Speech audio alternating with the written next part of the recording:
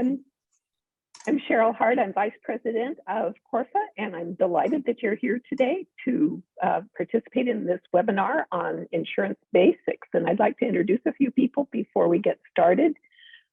Joan Patterson, President of Coalition of Refuge Friends and Advocates, is with us, as is Sue Wilder, a member of the board, and Sue will be helping with the questions as we go through our presenter goes through the slides. If you have questions, if you'll just post them in the chat box, then at the end, we'll leave a lot of time for question and answer because we know that you will have some questions.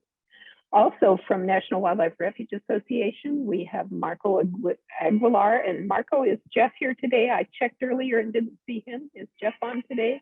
I thought he was going to be, but he may not be on just yet. Okay. But I thought he was going to be. We may have Jeff Haskett, the president of NWRA, and Marco is the COO, and also our tech person and guru who keeps all things moving is Eden Taylor. And Eden, did you want to make a couple of announcements? Yeah, I just wanted to make a couple of announcements that I think are relevant to friends right now. We're going to be having a Refuge staffing campaign webinar on March 30th, which is a Thursday. I'll put the link in the description box here in a second in the chat box. And then also on Friday is the deadline for the public witness testimony comments for appropriation season for the refuge system. So we'd really appreciate if you guys can get your testimony in. We will be sending out a reminder for that tomorrow afternoon. And I'll also have a link for the email that we sent out recently for that in the chat box too. So that's what I wanted to cover. Thanks, Eden. Yep. And before we get started then, Sue, do you want to tell us about next month's webinar? Oh, sure. I'm really excited to let you all know that next month on April 12th, we'll be having our legislative update by Libby Marking with the Refuge Association, who will tell us a little bit about the items that Eden just told us about, the staffing, reduced staffing campaign. And I'll be going over the summary of our sharing sessions, which we had during February. So we're really excited about that. And that is April 12th, 2 p.m. Eastern time. Thanks, Cheryl. Thank you, Sue. So now, without any further stuff, I'd like to introduce Megan Mully. She's the Vice President for Conservation Practice with Alliance Services, Insurance Services. And also that's called Conservation, right? The branch that she is with. And she's an expert on environmental nonprofits and their insurance needs. So we're delighted to have you today, Megan, and we're looking forward to learning a whole bunch about insurance. And with that, I'll turn it over to you. Yeah, thank you so much. And thank you everybody for the opportunity to be here. As Cheryl mentioned, I'm Megan Mully, Vice President at Alliance Insurance Services, and I oversee our Conservation program. Conservation is a program we've been around for about 30 years. We are dedicated specifically to conservation-based 501c3 nonprofits.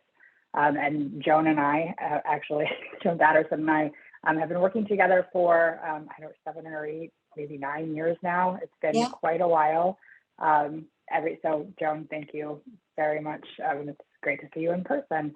And Megan, just chime in that it is great to see you. And guys, like Megan said, since the Friends policy came out in 2014, Megan has been working with the Refuge Association and us all. And she's also very familiar with the Friends Partnership Agreement. So just be aware of that. So over to you, Megan. No, thank you. And as Joe mentioned, I am familiar with the partnership agreement, and we do work with quite a few Friends organizations across the country.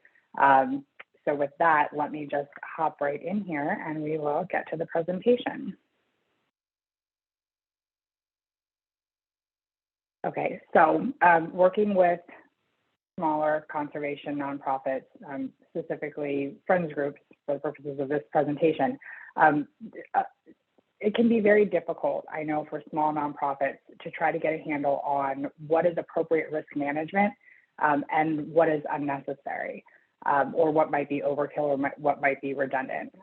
Fully understanding that everybody has the best interest of their nonprofit in mind, but also, of course, as with any nonprofit, but particularly smaller nonprofits, there are budget issues to be concerned about.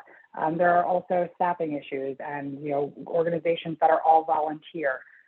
So people aren't doing this as their full-time job, and things can get very complicated very quickly. So what we're going to do today is we're going to go through the different four of the major risk management tools that Friends groups have at their disposal, and insurance being one of them, but of course not being the only risk management tool you should be thinking about. So the four that I want to talk about today are organizational protocols, statutory protections, the partnership agreement, of course, and then insurance.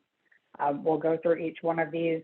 It is important to understand that none of these four risk management efforts should be relied upon on their own. This is really a layered approach, a multifaceted approach that every organization should be considering. And each of these risk management tools, so to speak, really can work hand in hand with each other, depending on the circumstances, depending on what your organization has going on. I know there's a lot of homogeneity between the Friends groups, but not every group is going to be exactly the same. And also depending on business decisions that your board makes. Every board is going to be different. I'm sure everybody's very familiar with that. And there will be different levels of risk tolerance between different boards. So even with two organizations that might be almost identical on paper, it doesn't mean that those two organizations are going to have identical approaches to risk management, and that's okay. My advice is always that the board and the executive staff are aware of what could happen, are aware of the risk management tools that are at their fingertips, and then make decisions that they feel comfortable with based on their risk tolerance and that are within their budget.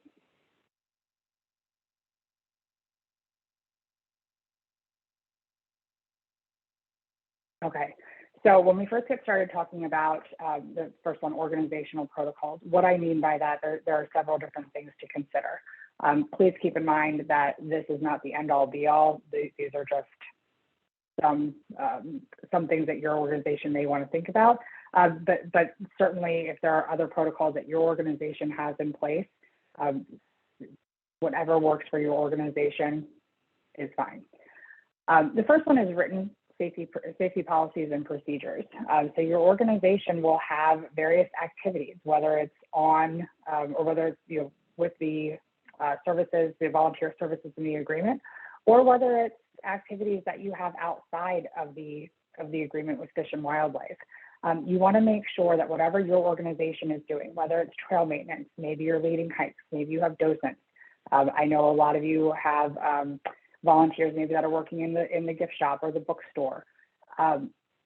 Make sure that you consider potential emergency situations and put emergency written procedures in place.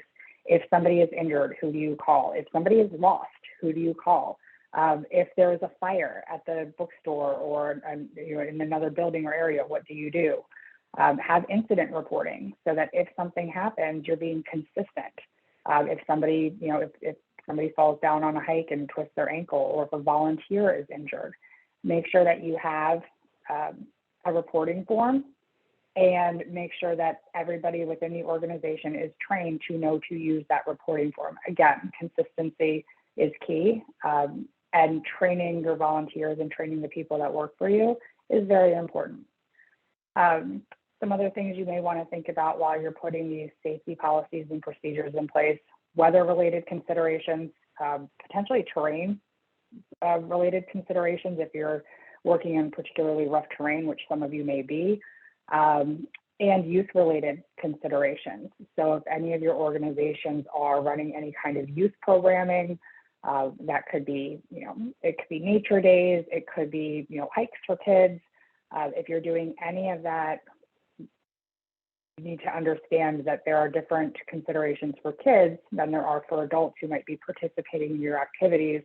And we'll get into some of that when we get to the insurance piece. but just try to remember particularly if you are in charge of the kids, if it's like a drop-off type of program, that there will be additional considerations to take into place to make sure that everybody's being safe and that the safety of the kids is first. Another thing that the organization should be thinking about is administrative consistency. So people ask me a lot about liability waivers. Those are fine. If you use them, great. If you don't, those are not ironclad. They can't prevent a lawsuit. So I always say that liability waivers are recommended, but at least in our program, they're not required. Something else that could be included though in a liability waiver, it may not even need to be a waiver. It may just need to be a did you know pamphlet that's handed out. Have some transparency regarding activity expectations for both your volunteers and for anybody who might be participating in one of your programs. So, again, I'm going to mention terrain again, but if there are particular things that people should be aware of in terms of terrain or weather expectations or exertion levels, how in shape does somebody have to be to participate, that's something that you might want to tell people up front to avoid a potential problem down the road. When we talk about administrative consistency, particularly with friends organizations, those volunteer agreements are critical. I know that you all know that, but it bears repeating. Those volunteer agreements, as you know, they need to be current and accurate in order to properly protect the organization, or you risk those volunteer agreements failing at a time where you may most need them. And the last set of organizational protocols that I always recommend are financial protocols. So these are things like anti-theft policies. So this could be, double signatures on checks. This could be having anti-phishing training for the organization, depending on who might be in charge of bank accounts. And this could be anti-embezzlement training. So people be on the lookout. That's, I understand, not something that any of us want to think about when we're involved in small nonprofits with people that we work with closely. I will tell you that we don't have a lot of employee or volunteer theft claims in the conservation program, but we do have some. We do have a handful every year. So I always recommend, as uncomfortable as it may be, at least having some sort of written procedures in place and not putting your head in the sand. The second category of risk management tools that friends groups have at their disposal are really statutory protections. And I get questions on these all the time. The two big categories here that we run into when I work with conservation nonprofits are first, recreational use statutes. And then second, people always ask about various volunteer or other charitable immunity protections, either at the federal or the state level. I'll go through both of these here in a second, but I'll tell you that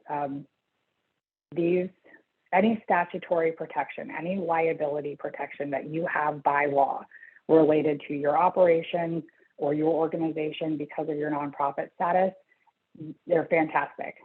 We use those, shouldn't say we, I'm not the attorney in this case. When we have claims, our panel counsel that's provided by the insurance company, they regularly invoke recreational use statutes or various statutory protections depending on the jurisdiction of the claim when something comes in for our nonprofit clients.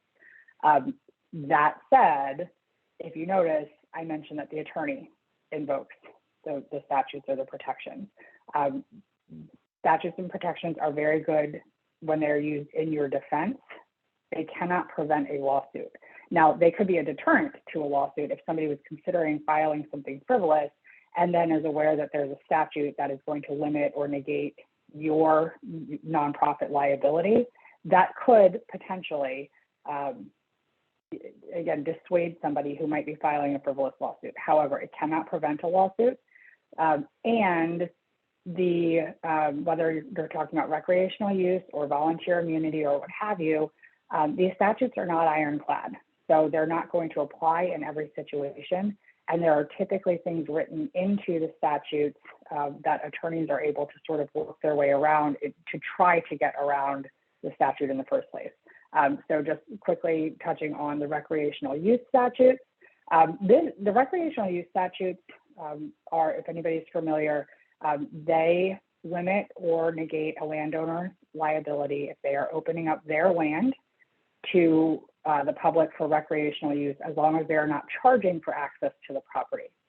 This typically actually does not apply at all to Friends organizations, but I have spoken with Friends organizations that have questions about this because they don't realize that it applies to the landowner. Each state does have a different recreational use statutes, like I know Colorado is changing theirs right now, so there could be a difference in your particular state. So I'm sort of speaking generally here, but typically the recreational use statutes don't apply to Friends organizations because you're not usually the one that owns the land. Even if you do, or your state has the statute written a bit differently, your state may have limitations on the types of activities that fall under the recreational use statutes. So some states have very, very broad wording, and some have more narrow wording. Some will list specific activities, others will list activities and then say, and everything else, and kind of throw a basket out. Again, the thing to remember is that even if these apply, they're great and certainly lean on them, but they can't prevent the suit. And that's where your insurance policy would come in to provide your attorney and to use these in your defense. Same thing with the volunteer or the charitable immunity statutes. They can vary by state. And something to keep in mind is that with any of these liability protections, they do typically have language in the statute that makes an exception for gross negligence or makes an exception for malicious intent, essentially saying, well, you're immune unless you did this on purpose. Obviously, you're not doing anything on purpose to hurt somebody. However, an attorney for the plaintiff will understand how these protections are written and will file a lawsuit essentially claiming that you did do something on purpose, that you were grossly negligent, that there was intent. That doesn't have to be true, but if they claim it, now you have to fight it out in court. Again, that's going to be where your insurance comes in, but it's something important to understand.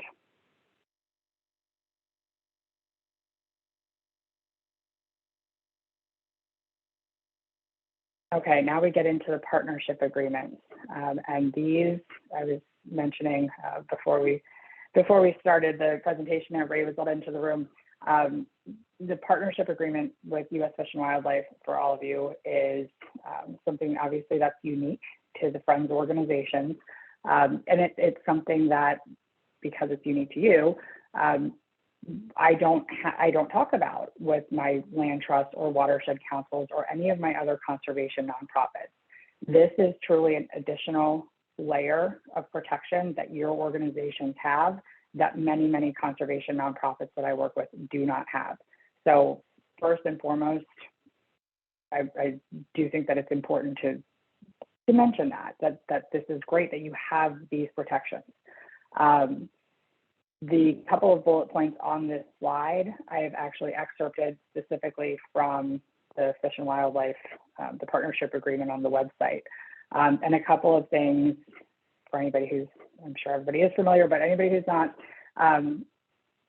the agreement gives coverage to individual friends, so individual people, while they are engaged in certain activities, and it in the statute goes on to name the activities or name examples of activities. So things like trail maintenance and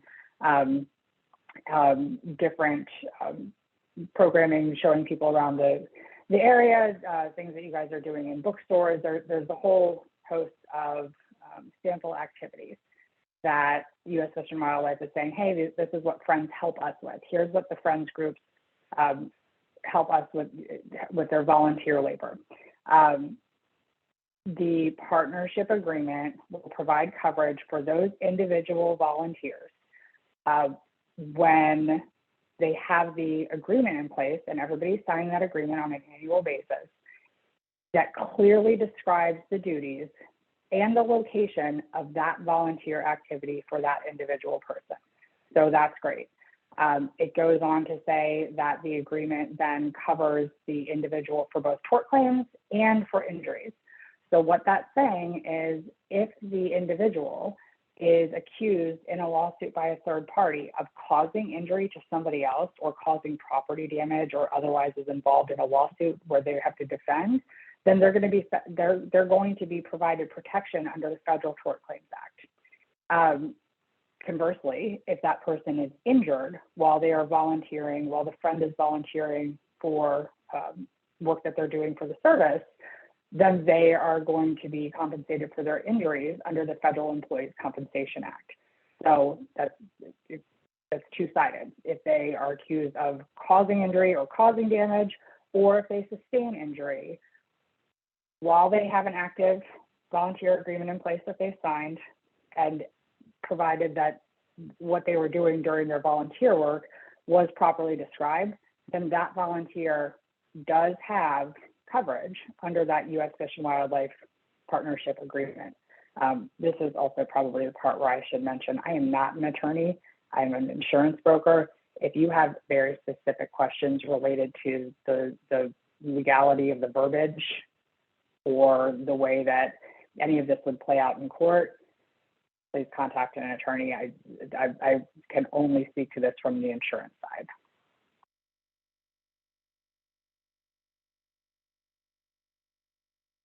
For those partnership agreements, for all the protection that they provide and the good that they do have limitations. And I have spoken with friends organizations over the years where there's just confusion, where there seems to be sometimes the belief that because of the partnership agreement that the organization and its people don't need to really think about other types of risk management because they're covered under U.S. Fish and Wildlife, and so they don't really need to worry about it. And unfortunately, that's just not the case.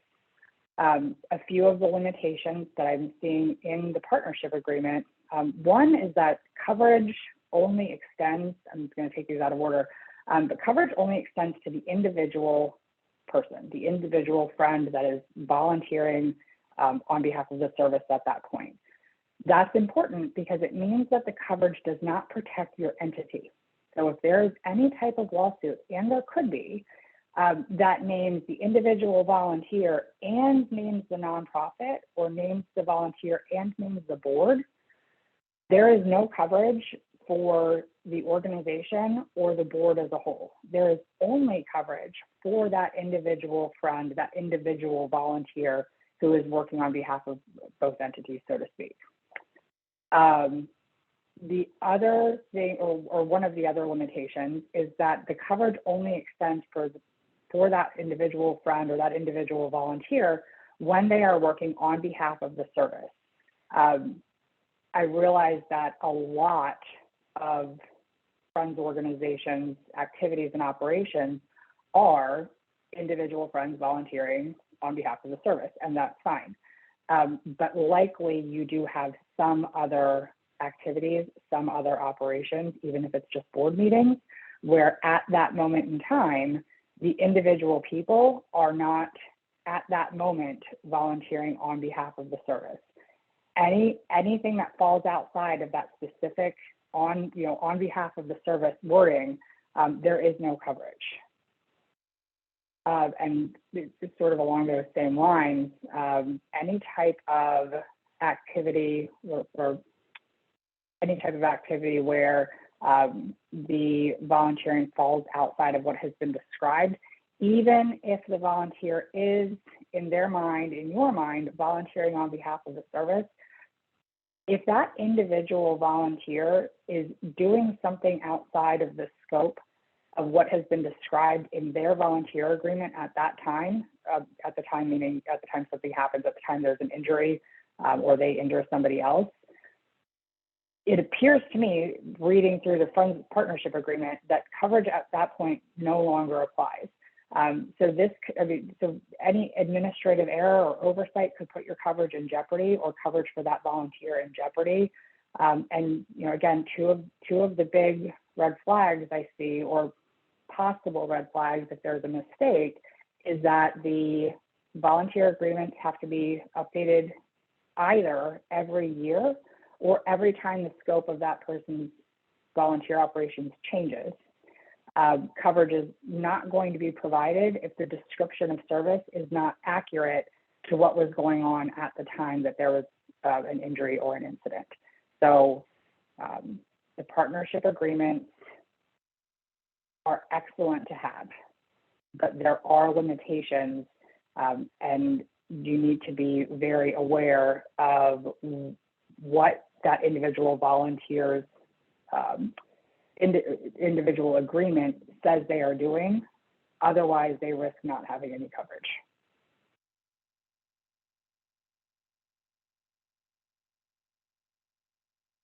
Okay, so then we get to the fourth layer of insurance.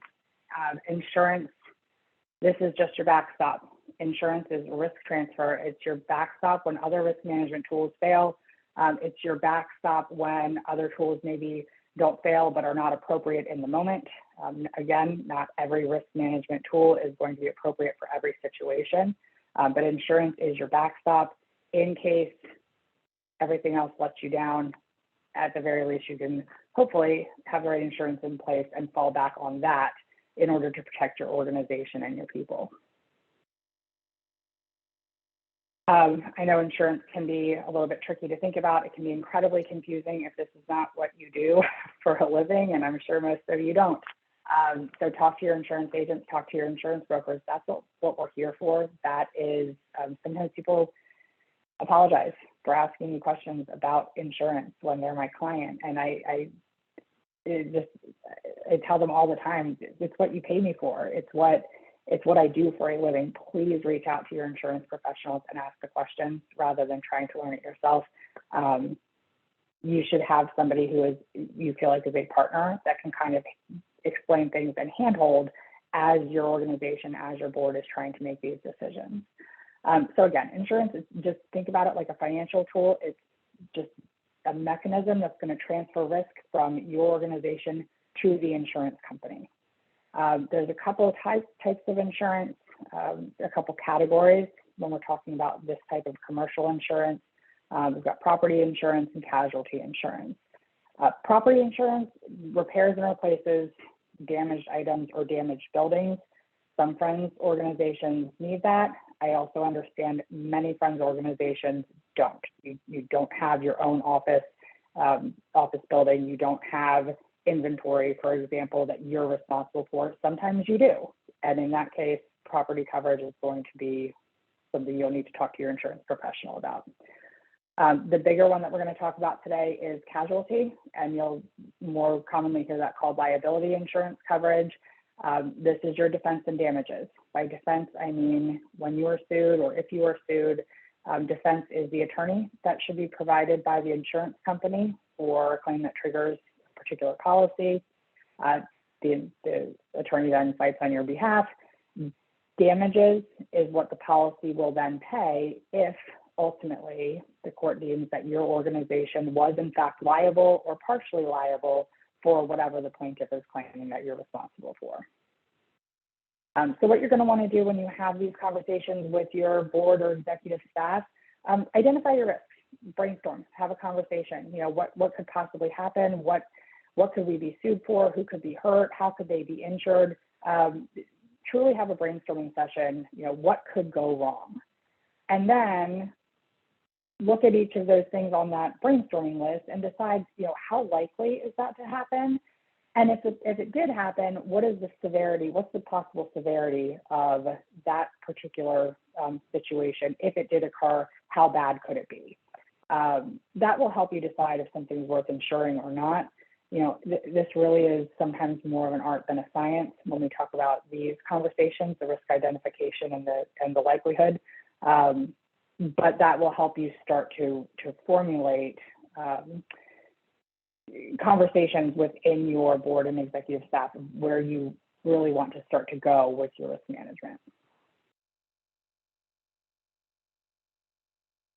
Another thing that I think is sometimes helpful for organizations, particularly smaller organizations, is to understand how the insurance industry thinks about you. So when you approach, a broker or an agent who then on your behalf approaches an insurance underwriter, what does the underwriter want to know? How do you know if they're going to want to write coverage or offer a quote or not? The first thing that the insurance underwriter, or really your broker, should be doing is what we call qualifying the risk. What kind of organization are you? What are your operations and activities? What kind of people do you have? Meaning, do you have a board? Do you have volunteers? Do you have a staff? And getting a good idea of what kind of organization, what kind of activities you're running. This will help the underwriter then determine whether or not you fit their appetite. Not every insurance company is willing to write every type of organization, and that's okay. Some companies really gear themselves more toward, construction and real estate, where others really go more nonprofit, and others do small business. That's okay, but that's something that your agent should be able to navigate on your behalf. Then an underwriter will decide, okay, if you're the type of organization in general that we like to write, do you meet our underwriting guidelines? So is there anything about your organization that throws up a red flag for them? Underwriters have a list, essentially guidelines of what kinds of activities they can underwrite, what kind that they can't. And then there's a lot of in between, so they do have some discretion. So that's where you go through the application process, and they really qualify you as whether or not you're going to fit a particular insurance carrier's appetite. Once they decide that you do fit their appetite, then they're going to quantify the risk. So they look at your organization, they look at your financials, they decide how big you are, and then they apply rates. So this is how they get to your premium. Every insurance company does it a little bit differently, but they will look at things and they will apply premium to things like square footage. That could be square footage of the bookstores that you're running. It could be sales. It could be, I don't think anybody, I could be wrong here, but if you had acreage, if you had conservation easement acres, that could be something. But every insurance company will do that a little bit differently to determine what they're going to charge. And it's also important to note that most carriers, all carriers that I know, do have a minimum premium threshold. So meaning that no matter how small the organization is, they will not write a policy under X dollars. So, 500 or 1,000 or 2,500. It depends on the policy and it depends on the insurance company.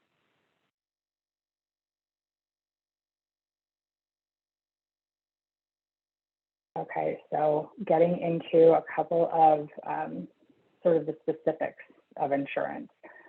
For smaller nonprofits, there are a few insurance policies that I really think are, I would call them the anchor coverages or foundational coverages.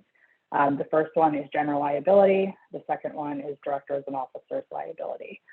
Both of these policies, it's very important to understand, both of these policies will protect and defend four main categories. The first is the entity itself. The second is the board of directors. The third is your staff, and if you have staff, and the fourth is volunteers. So again, both the general liability and directors and officers liability protect the entity, board of directors, staff, and volunteers. The difference is what they are protecting those groups or those people from. So your general liability coverage is the one that's going to respond, it's going to trigger if there is a claim of bodily injury or property damage coming in from a third party. I always like to say also, understand your exclusions. Not every general liability policy is built for organizations that do outdoor work. Working with conservation nonprofits, I've seen too many general liability policies where there was a small broker that didn't usually work with conservation organizations, and they just saw the word nonprofit and gave somebody a nonprofit policy. And when I look through the exclusions, there are exclusions for all kinds of things, outdoor activities, work with chainsaws, you name it. So understand your exclusions, but in general, the general liability responds to the bodily injury claims.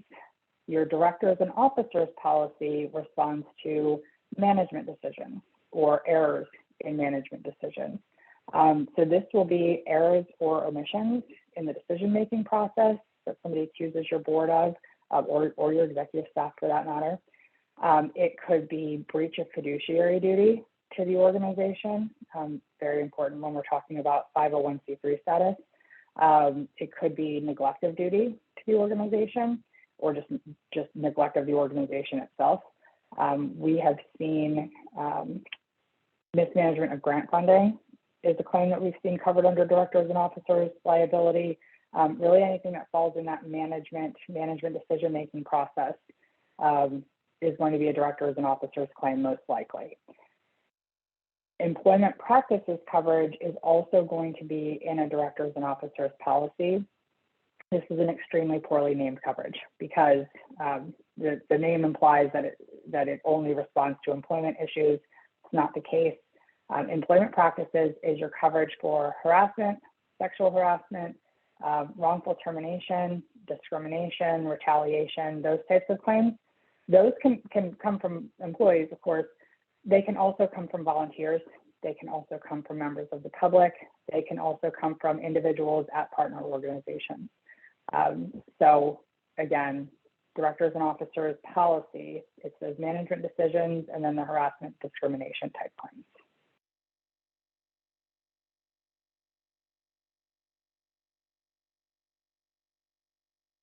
Okay, so wrapping up the last couple of coverages here, and then we'll open for Q&A.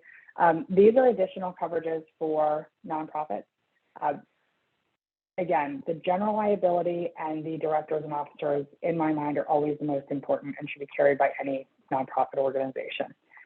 These next coverages that we're going to talk about, these are the it depends coverages, and it depends on budget, it will depend on organizational tolerance for risk, and it will depend on those internal conversations and business decisions, whether or not your organization feels that you have a big enough risk to pay to transfer the risk on an insurance policy.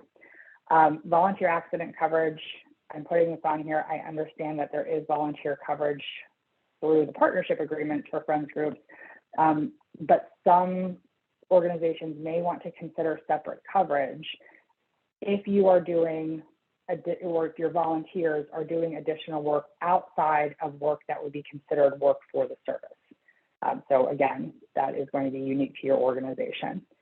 Workers' compensation, so that will be if you have paid staff, you're going to need workers' comp. Crime coverages. So we talked a little bit at the beginning about financial risk management. Again, employee and volunteer theft. Unfortunately, we do see embezzlement from time to time. And fraud coverages. So there is coverage for things like funds transfer fraud, computer fraud, and social engineering fraud that are available on crime policies. Social engineering fraud is those phishing schemes that I mentioned. So that's where a bad actor impersonates somebody within your organization and tricks somebody else in your organization into sending money out, typically by wire, but it doesn't have to be. But somebody's paying false invoices, or they get a email from the the chairperson of the board that says, "Oh gosh, I forgot to pay this vendor or this contractor. Can you please just send them the $5,000 or $10,000 real quick?" That's your social engineering fraud. There is coverage for that, and we are unfortunately seeing those claims come in more and more regularly post-COVID. The last few here, umbrella liability. Some of you may have this. Some of you may be required by another contract to have this. Umbrella coverage just adds an additional limit of liability to underlying coverages. Specifically, the big one will be general liability. So if you have a $1 million general liability policy, an umbrella will add another $1 million or $2 million or $3 million. Some organizations are required, again, by contract. Others just like to carry higher limits. Abuse liability, this is what we were discussing previously when we talked about considerations for youth programming. General liability coverage will not pick up claims that relate to sexual abuse and molestation. So if you have youth programming, this is something you're going to want to talk to your broker about to see if abuse liability is available. and special event coverage. So in the conservation program, special events are automatically covered on the general liability up to 1,000 attendees, so fairly large event. That's not true for every general liability policy. So when I was mentioning some of those exclusions that you might want to look for if you have a GL policy, look for a special event exclusion. Is if you have one, you want to know about it, and you may want to consider finding other coverage that you're not having to purchase separate coverage for every little event that you do. Autos, if you have automobiles, this can also cover volunteers and board members driving and staff driving back and forth in their own vehicles. Property coverage, if you have buildings, if you have contents, if you have mobile equipment, if you're responsible for inventory, property coverage will be available to replace lost or damaged or stolen items. And cyber risk, again, this is one that is almost never in the budget for smaller organizations. But so I know that it might seem silly that I even have this on the slide. We are talking to every nonprofit about it because of the uptick in claims that we're seeing post-COVID for ransomware, and that social engineering fraud can also be covered by a cyber policy. Before COVID, I'm not even sure that we had 10 cyber claims in the entire program, and we've got about 1,500 clients pre-COVID. I mean, post-COVID, we're starting to see claims and near misses very regularly. So it's just something that everybody should understand is available as they continue to grow.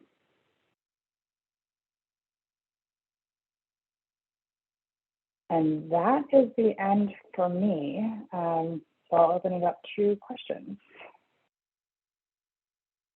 Sue and Cheryl, before we get started on questions, is Linda Schnee still on the call? Yes, Joan, I'm still here, and I was just frantically typing that I have to get off the phone in 1 minute to join a meeting that's happening out in Fort Collins. I'm so sorry. I don't. Thank you, Megan, for the information. It was really helpful. This is great information, great discussion. If anybody has questions about the volunteer agreement versus the FPA or anything like that, you're always welcome to contact me. And Joan knows how to get a hold of me, and so does Cheryl. I just want to stress really quickly, and then I'm so sorry that I have to go.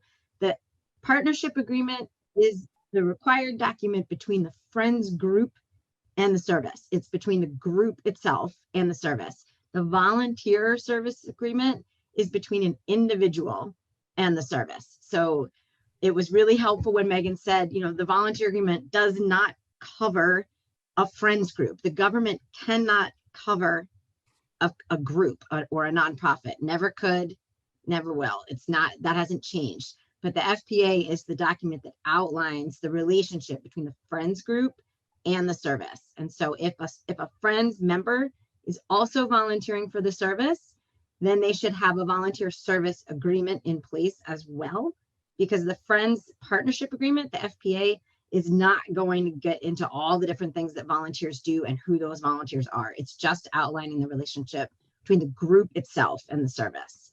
So you can have these things together.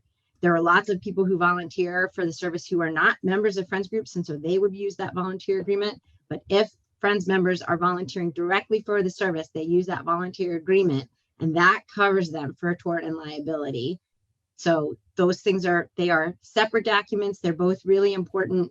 I'm really very, very sorry that I have to go, but I have to get on this meeting. So please, Joan, if you want to make note of anything that I can answer and I can loop back. And again, Megan, thank you for your presentation. I'm so sorry I have to go, but thank you for letting me join. Thanks, Linda. Thanks. Any questions about that before we turn it over to the questions in the chat, which some of these did? I have a question. Donovan Garcia with the Friends of Bayou Teche Refuge. Okay. About the Friends partnership agreement and the volunteer agreement? About the insurance itself. Okay. About insurance. Then Donovan, can you hold on 1 second? And okay. I'm going to turn this over now to Cheryl. and Sue, who have been monitoring the chat, and Okay. leave it to them as to pulling up those questions. And hopefully you've got your question in there too, Donovan. Otherwise, we will make sure we come back to you, okay? Yep, and we also have a hand raised too. So in addition to the chat question, Cheryl, do you want to start out the chat question and then I'll chime in, or you want me to go ahead and get started? I thought you were going to do them. Sure. Okay, so the first thing that somebody asked early on was about the difference between the volunteer form and activities. And I think Megan covered that, as well as our discussion just now, that the volunteer form is important and it should cover accurately the activities that are going on. Another question for Megan is actually, how does state laws apply to federal laws? Federal lands, I'm sorry, federal lands. So I think early on you talked about state laws. Could you just go over that a little bit? Like, I guess if something happened, yeah, on federal land, how do state laws apply? I can't unfortunately speak to that. Okay. That gets into legal territory, and I have to be really, really careful. I'm not an attorney, and I need to be careful that everybody understands. I can't do that. What I can say though, is that on the insurance side of things, it doesn't matter.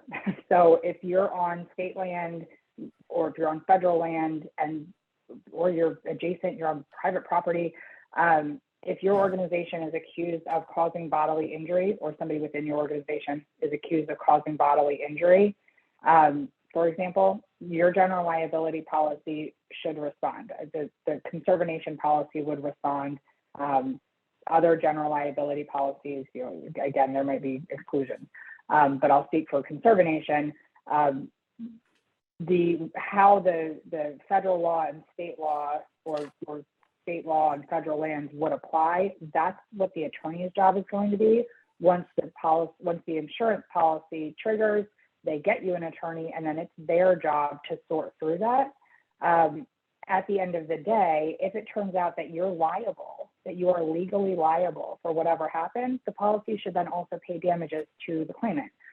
If it turns out that you're not liable, then that's it. Then lawsuit's over, and it goes away, and your insurance did its job.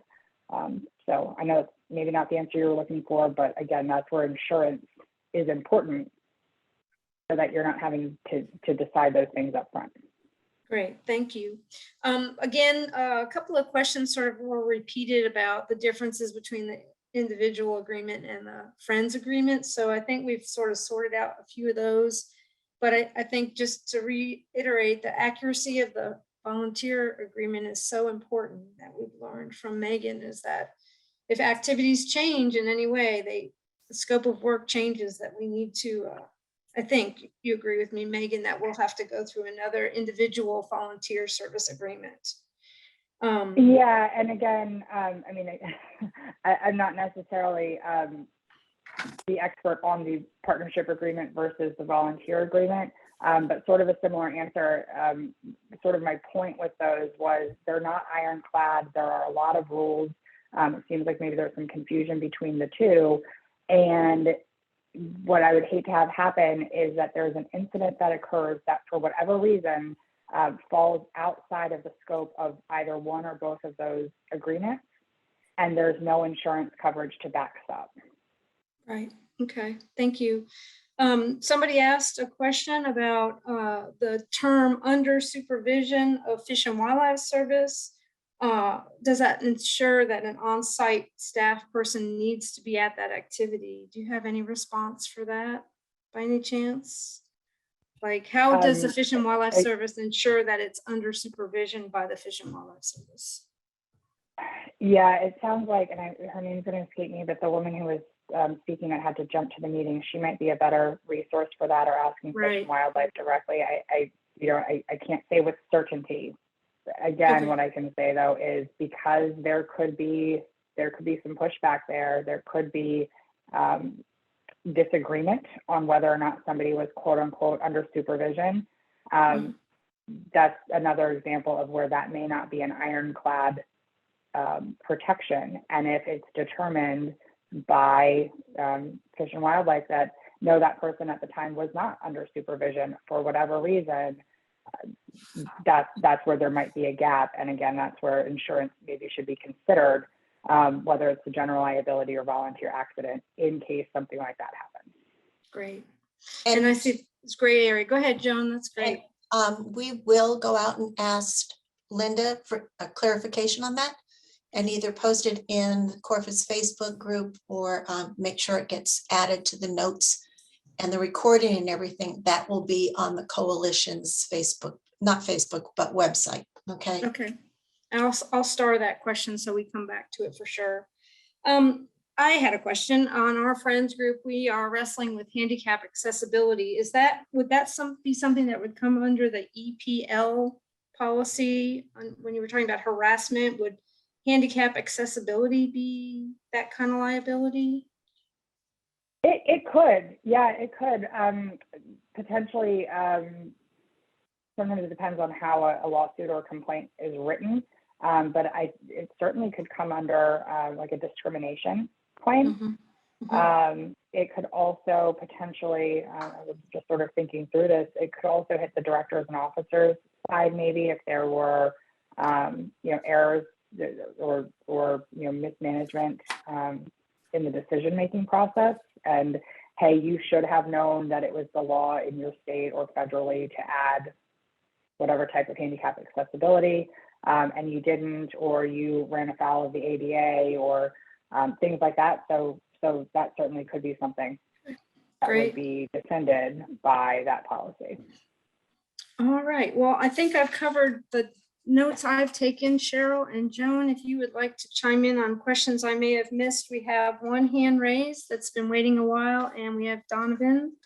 So if there's no other questions, Cheryl or Joan, I think we covered it. I'm not seeing anything else. All right. Second. May I ask a question? If there aren't others in the queue waiting? Yeah, go ahead, Joan. There was a hand raised, then Donovan, and then can we go to you? And I'm sorry, I'm not. I'd like to ask a question too later. Hey, Gary. I see two hands. All right, so let's go to the first hand raise, which is coming over on my screen as IWRA chairperson. Hi, good afternoon. Two things. I'm glad to see all the Garys on this call. Usually I don't get more than one Gary in a call, and it's like four of them, I think. When we were talking about the specifics of the volunteer agreement, we do have a volunteer agreement. I was just wondering, does that go as far as to say the actual specific name, like we're having free fishing day? Or is it just because, the activities could be similar across them, it just has a different title? Does it have to be that specific, or is it just in those activities that we'd be doing, obviously manning a table or doing outreach? Yeah, again, I think that's probably a clarification question for Linda or for the service directly. However, because it does seem to be some confusion, and within the service, it could, if there's an incident, it could depend on who is reading that and then applying their own rules to determine whether or not they're going to provide coverage for that individual person who might be injured. Again, on my side, it's the insurance side, and that's where the insurance is important, again, to provide that backstop in case you run into somebody on the service side who, after an incident, says, no, that doesn't qualify. And in your mind and in your organization's mind, whatever that person was doing absolutely did qualify. It was absolutely disclosed. It was absolutely supervised. And for whatever reason, it falls through the cracks. That's where you want that backstop to be in place in the form of insurance, general liability, directors and officers, volunteer accident. Thank you. Did you have a second question there? No. Okay. Okay, great. Thank you. And I think what we'll do next is we'll go to Donovan. I'm sorry. Go ahead. No, that's okay. Willem Stoller has hand raised as well. I don't know if anybody else can see. I just want to make sure he doesn't get skipped. Sure. Okay. Yeah. Okay. Thank you. This is Willem. My question is probably more for Linda than for Megan, but I'm thinking of volunteers who work in the visitor center. Normally, those volunteers are volunteers for the Friends organization, but not completely considered volunteers for Fish and Wildlife because they're not working on, for example, a restoration project, planting or things like that. However, the reality is that, and Fish and Wildlife recognizes that when you look at what visitor center volunteers do, at least 80% is interacting with the public, providing information, etc., and 20% working as a store clerk for the nature store, which is typically part of a visitor center. So curious there. Does in that case, does still Fish and Wildlife cover them under their agreement, or doesn't? I can chime in. This is Joan. So I believe the recommendation from Fish and Wildlife Service is that you need to have the volunteer sign 2 agreements. One is the volunteer agreement with the service to cover those activities that they're doing under the supervision of Fish and Wildlife Service. And then it is recommended that the Friends have a separate agreement, and there are some samples of this on our website, but a separate agreement with the volunteers specifying exactly what work they're doing for the Friends organization, so that we make sure that they are covered by both entities. But it probably, and Megan provided me with some advice, but my understanding is then it will be up to the attorneys to argue about who is doing what at what time and who has to provide the coverage. But that's my understanding. Yeah, no, absolutely correct. In terms of that's the attorney's job. So if there's an incident and you have somebody who's sometimes working for the service and sometimes working for the Friends group, if there's an incident and there is any type of dispute or lack of clarity over what exactly the volunteer was doing at that time, my suggestion, if it was my client and they came to me with a potential claim of that nature, would be, first, we're gonna run 2 tracks. Tender that claim, or however you guys report it, I guess, to the service. At the same time, we would notify the insurance carrier, because in case the service says no, declines, what have you, you want the insurance company to then be on your side and already be ready to go. Now, again, that's in a scenario where there's a dispute or whether there's a disagreement over what that person was doing. Also, it seems to me that a lot of organizations have people who are sometimes working for the service and are sometimes working for the Friends group. And so you just understand that when the work is not for the service and the work is for the Friends group, if there's not insurance in place and something happens, you're now looking at being out of pocket either for an attorney or for paying medical bills or whatever the situation might be. Right, with the one complication that when you work in a visitor center, you're working at the same time for the Friends and for Fish and Wildlife. Yeah, and then we're going to let the attorneys fight that. but I would say I would try to go both routes at the same time and let the attorneys fight it and see how things shake. Okay. I think Jay Thatcher had a question about D&O liability. Are you still on the? Okay, yes, great. That's me. I'm Jill Thatcher from the Friends of Cherry Valley. This is kind of a individual question, but we're a very small all volunteer Friends group. Our liability insurance costs us less than $400 a year. So that the insurance company thinks we have a very low risk. Every couple of years, we talk about adding directors and officers insurance. And so far, the board's decided against it because they quoted us over $500 to add the directors and officers. Insurance costs more to add the directors and officers than it does for a liability. So I'm kind of looking for an opinion for such a small risk, whether you think we should pay for directors and officers insurance as well. Yeah, so in terms of that pricing, I mean, I can tell you that's lower pricing than we would be able to offer. That's extremely inexpensive pricing. Now, I also understand that, budgets are what they are for small nonprofits. So that, that becomes that business decision that we're talking about. Whether you should have the directors and officers, I would not sit on a board without directors and officers coverage. I have personally declined board seats locally because the board did not want to carry directors and officers coverage. Again, this is a decision every organization and every individual needs to make for themselves. But if you sit on a board of a 501c3 organization and there are certain types of claims that come into the board, if you don't have directors and officers coverage, there are certain things that board members can be held personally liable for because they are considered a fiduciary, a legal fiduciary of a 501c3 federally recognized organization.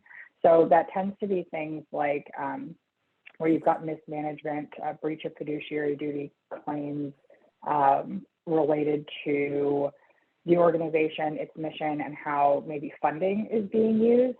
So if you're falling outside of what you're supposed to be doing to maintain your 501c3 status, if there's something involving grant mismanagement, things like that.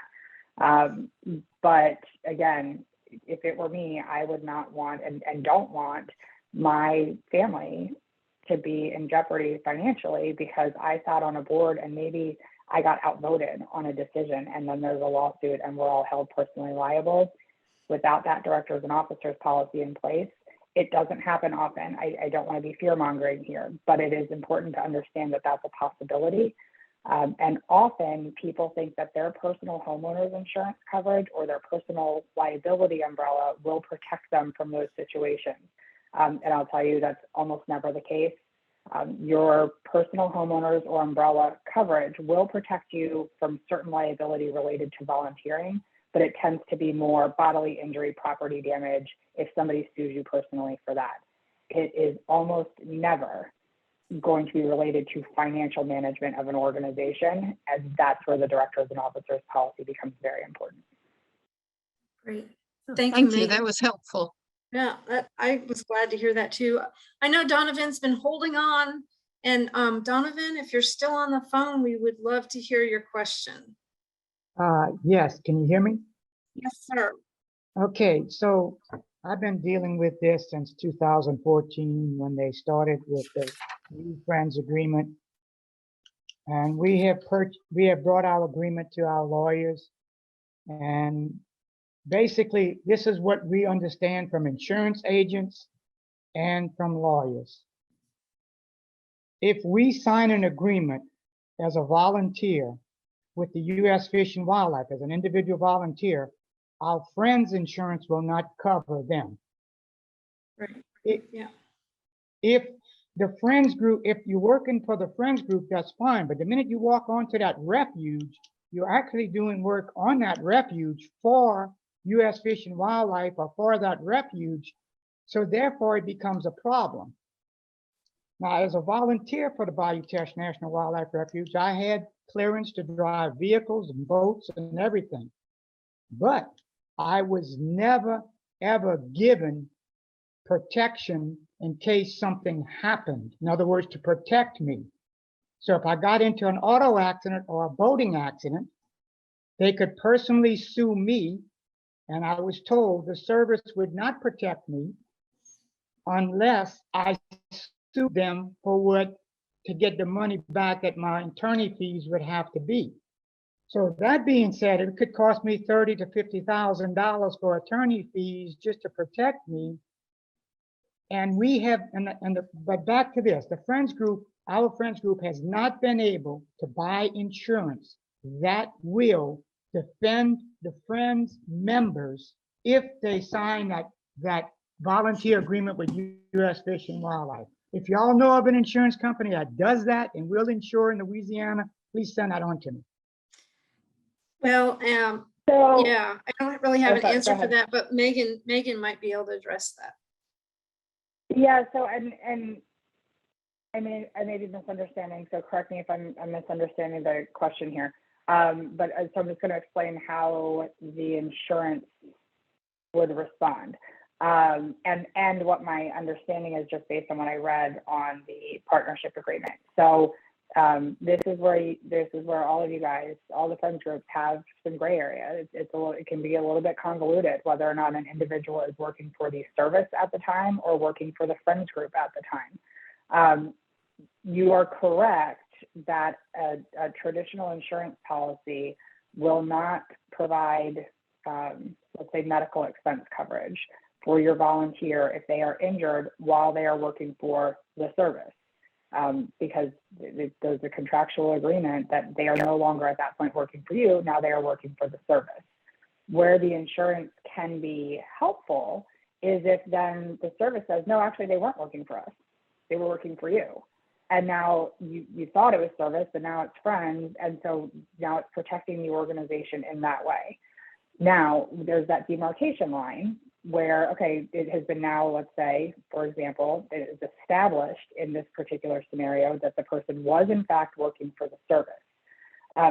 I cannot say specifically exactly what the service will offer you, but let me just click back here because I excerpted partnership agreement.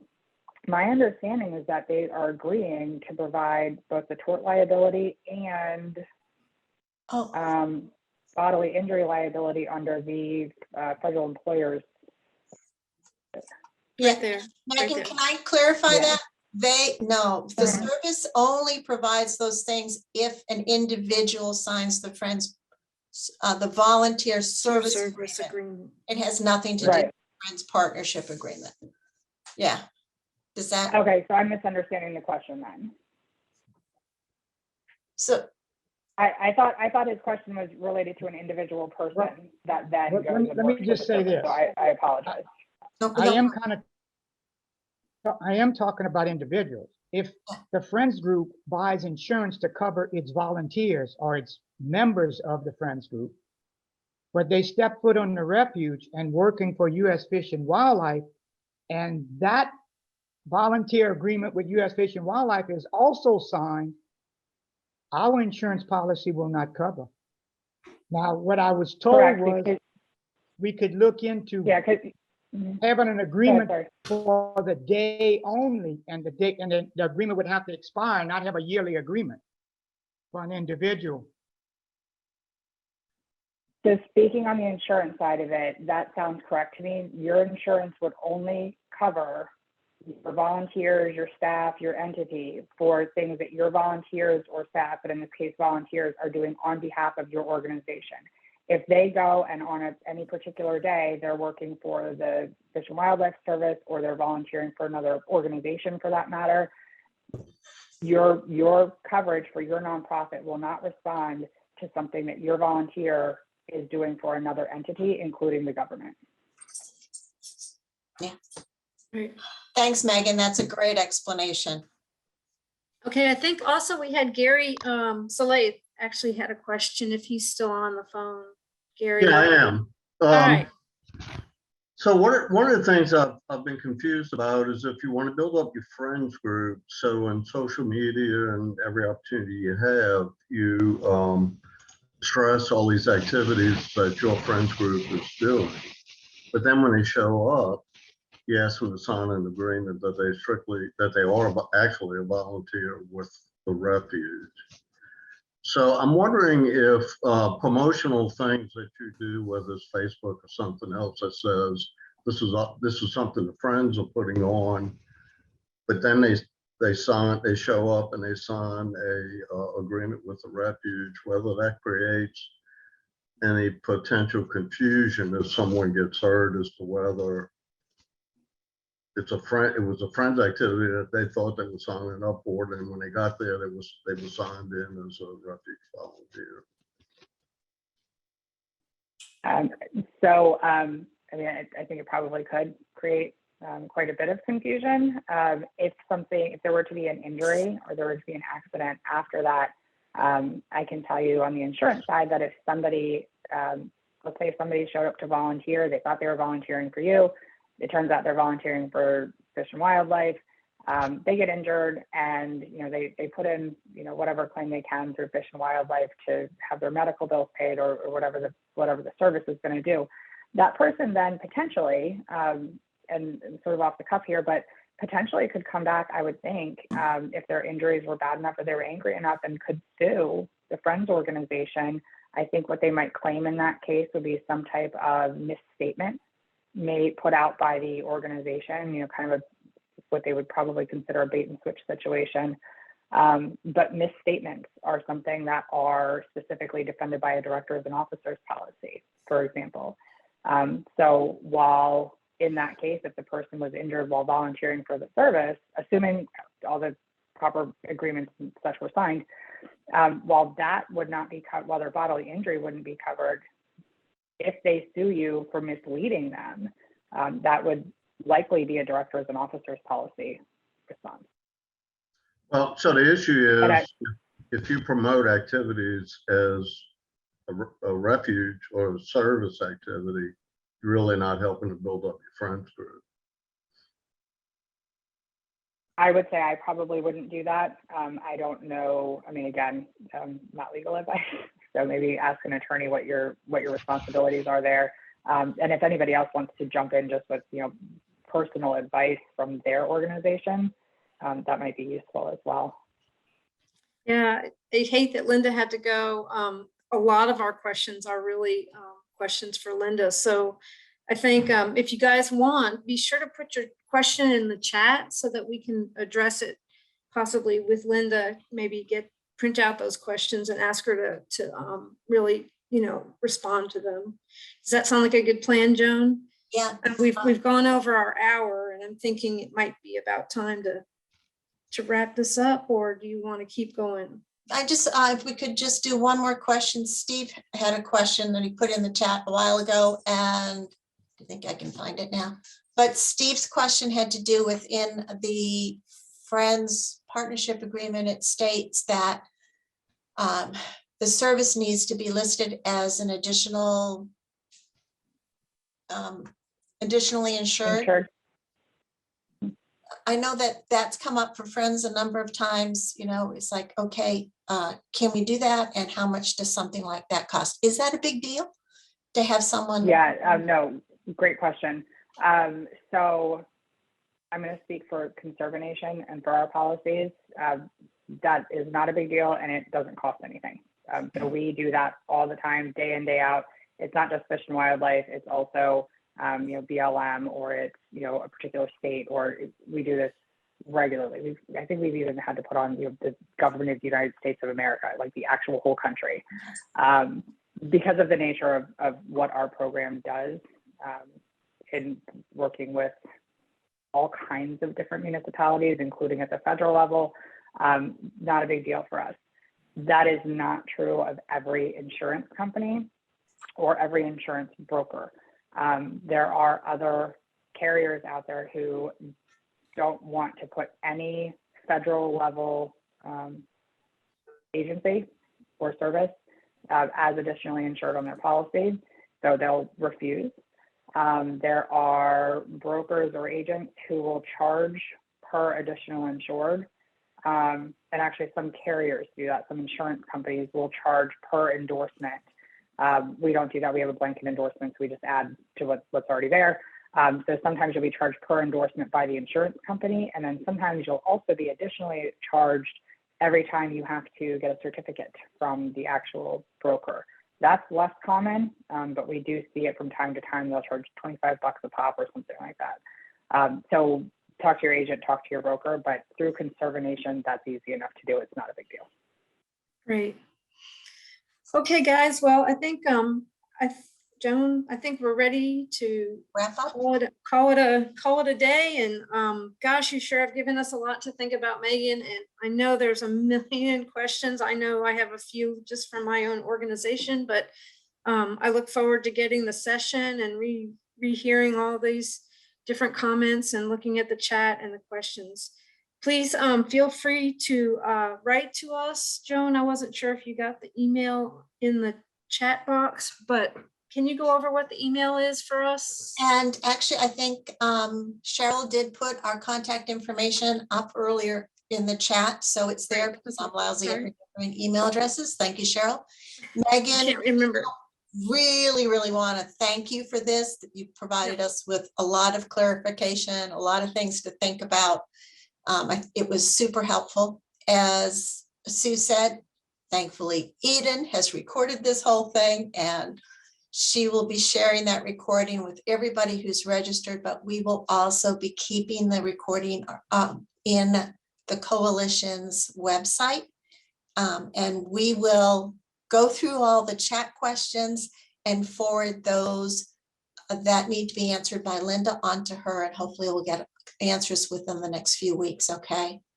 But great question. Yeah, and thank you all for letting me be here. Thank you for the opportunity. I greatly appreciate it, Joan. It's so nice to see you finally, Yes. After all of these years. And everybody else, if there are other questions that we didn't get to in the chat, candidly, I didn't read through just the chat questions. If you have questions for me directly, please feel free to reach out. My email's on the screen, and I will make sure I get back to you on those as quickly as we can. Great, thank you. All right, guys, don't forget April 12th at 2 p.m. we'll be re-meeting and talking about the legislative updates and the results of our sharing sessions. So we'll meet again on April 12th. Thank you all very much. Thanks, everybody. Thanks, everybody. Take care.